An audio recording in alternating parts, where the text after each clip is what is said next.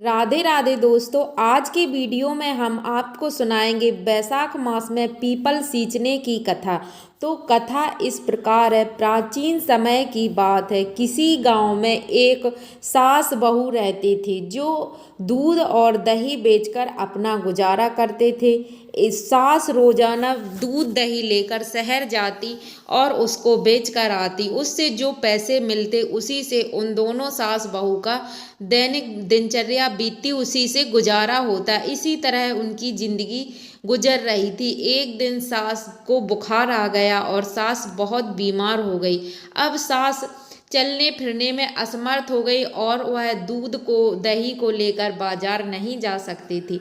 तो सास ने अपनी बहू से कहा, बहू, अब मेरी हालत इस तरह की नहीं है कि मैं बाजार जाकर दूध दही बेचूं और उससे जो पैसे आए उससे हमारी घर गृहस्थी भोजन पानी का इंतजाम हो सके। बहू, अब तुम ही जाओ और यह दूध दही बाजार जाके बेचो।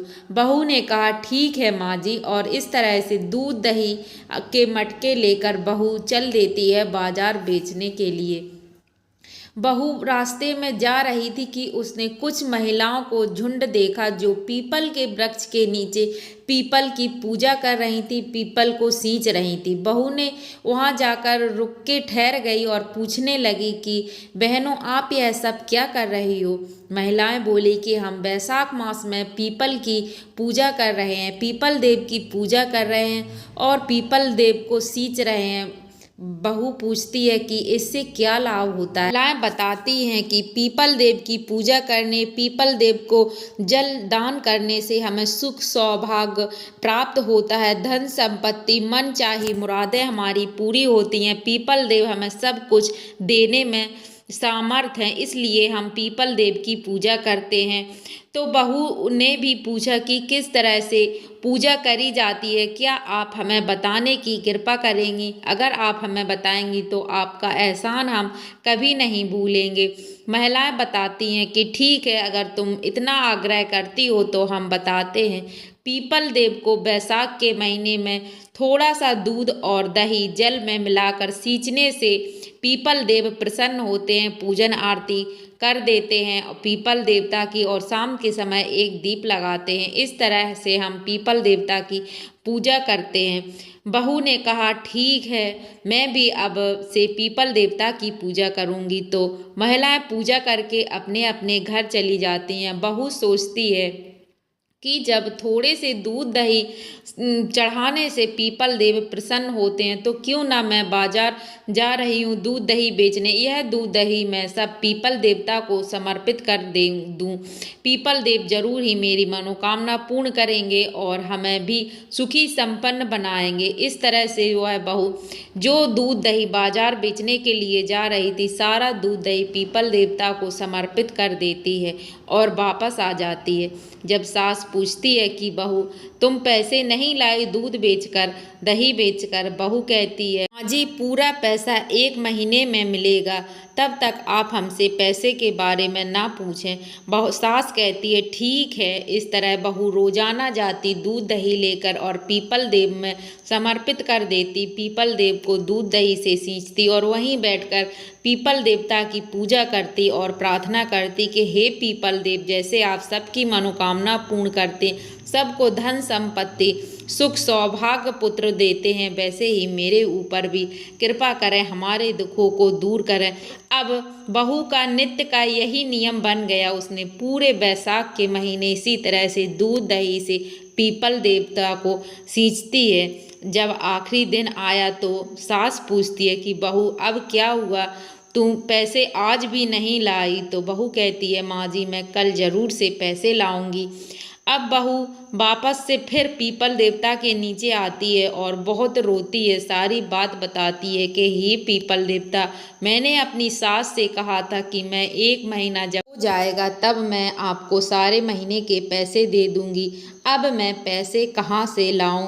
इस तरह से बहू रोते हुए पीपल देव से प्रार्थना करती है। पीपल देवता बहू की निस्वार्थ सेवा देखकर बहुत प्रसन्न हुए और साक्षात प्रकट होकर बोले, बहू, तू रो मत बेटी, तुमने मेरी दूध दही से मुझे सींचा है, मैं तुम्हारी पूजा भक्ति से प्रसन्न हूँ। यह गुल्लक कर जा और मेरे कुछ पत्ते भी अपने साथ लेकर जाओ और इस गुल्लक में उन पत्तों को भर देना और अपनी सास को दे देना। बहू कहती है ठीक है महाराज और पीपल देवता को प्रणाम करती है, गुल्लक हाथ में लेती है, पीपल देव के पत्ते बीन लेती और उसी गुल्लक में भर कर घर पहुंच जाती है। सास पूछती है बहू पैसे लाई?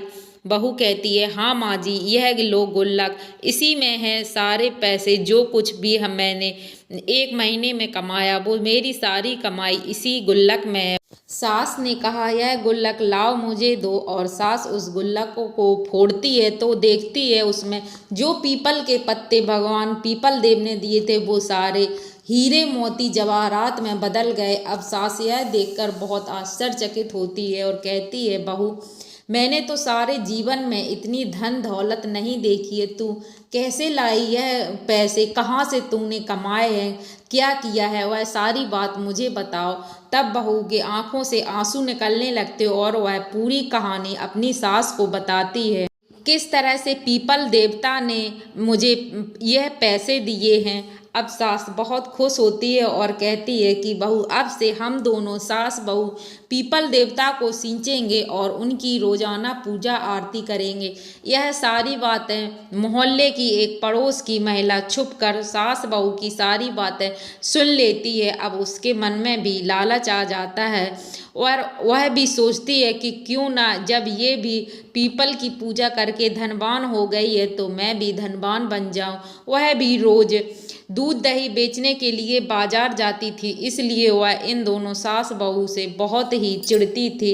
अब उसने भी वही किया और अपनी सास से आकर कहा कि सासू माँ मैं भी आपकी जगह पे आज मैं जाऊंगी दूध दही बेचने के लिए। सास ने कहा क्यों, रोजाना तो मैं जाती हूँ, आज तुम क्यों जाओगी? तो बहू कहती है नहीं आज मैं ही जाऊंगी, आप थोड़ा आराम कर लो।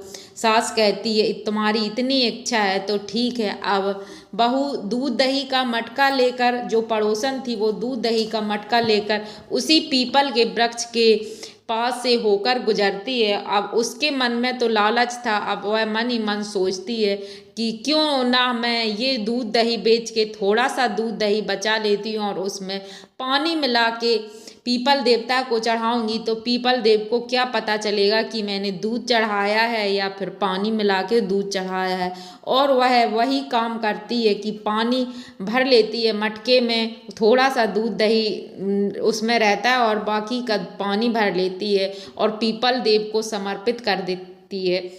इसी तरह से 1 महीना बीत गया और उसका नित्य का यही नियम बन गया कि पहले दूध दही बाजार में बेच आती और थोड़ा सा बचा लेती, उसमें पानी भरकर पीपल देव को समर्पित कर देती है। सास पूछती है कि बहू दूध के पैसे कहाँ हैं? तो वो वही कहती है कि माँ जी अभी मुझसे कुछ मत पूछो, जब पूरा 1 महीना हो जाएगा तब मैं आपको सारे पैसे दूंगी। सास कहती है ठीक है। पूरा 1 महीना हो गया। अब वह भी जाके पीपल के वृक्ष के नीचे जिस तरह से बहू रोई थी वैसे ही रोने लगती है और पीपल देव से प्रार्थना करती है कि हे पीपल देव मैंने 1 महीना आपकी पूजा अर्चना करी है, दूध दही आपको समर्पित किया है, अब मेरी सास पैसे मांगती है तो मैं कहाँ से लाऊं? पीपल देव सारी बातें जानते थे, वह तो अंतर्यामी है। जो पीपल देव सोचते हैं कि यह महिला जो धन के लालच के वशीभूत होकर मेरी पूजा कर रही है वह अंतर्यामी सब कुछ जानते थे। तो पीपल देव साक्षात प्रकट होकर उस महिला को भी एक गुल्लक देते हैं और कहते हैं कि ये जो मेरे पत्ते हैं जाओ इस गुल्लक में भरकर अपनी सास को दे देना और कह देना मैंने जो भी कमाया है वो मेरी सारी कमाई इसी गुल्लक में है। बहू बड़ी खुश होती है पड़ोसन और खुशी खुशी अपने घर जाती है। सास पूछती है कि पैसे कहाँ हैं? तो हाथ में वह गुल्लक रख देती है सास के हाथ में और कहती है माँ जी मैंने जो भी कमाया है 1 महीने में वह सब यही है। सास जैसे ही गुल्लक फोड़ती है तो उसमें कीड़े निकलने लगते हैं, बहुत सारे कीड़े उस गुल्लक से निकलते हैं। तो फिर सास पूछती है कि बहू ये सब क्या है, मुझे सच सच बताओ, ये कीड़े बकूड़े क्यों घर लेकर आई हो? अब बहू बहुत ज़ोर से रोने लगती है और अपनी सास को सारी बात बताती है।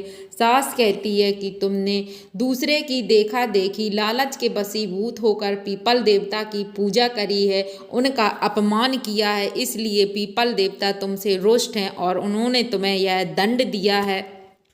अब तुम मेरे साथ चलो और पीपल देवता की निस्वार्थ सेवा करो, उनसे प्रार्थना करो, माफ़ी मांगो। निश्चित रूप से पीपल देवता प्रसन्न होंगे। इस तरह से सास बहू ने नित्य का नियम बनाया। वो रोजाना दूध दही लेकर पीपल देवता की पूजा करती और उनसे रोज माफ़ी मांगती।